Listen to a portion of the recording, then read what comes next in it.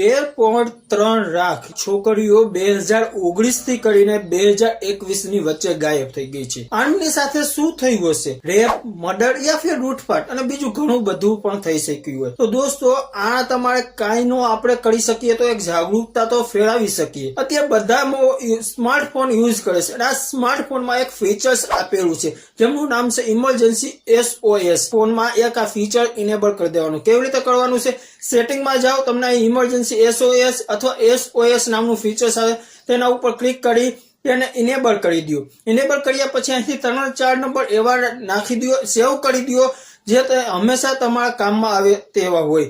જ્યાં દોસ્તો હવેથી તે સેવ કરી દીધા પછી ઇનેબલ કર્યા પછી તમારે કાંઈ પણ નથી કરવાનું। તમારી બહેન, દીકરીને, માતાને કહેવાનું જ્યારે ઇમરજન્સી હોય ત્યારે તેના મોબાઈલની જે પાવર બટન છે તેને 3 વાર દબવે, એટલે કાંઈ પણ કર્યા વિના જે નંબર સેવ કર્યા છે તેમાં એક લિંક વહી જશે જેમાં તમારું લોકેશન ને બીજું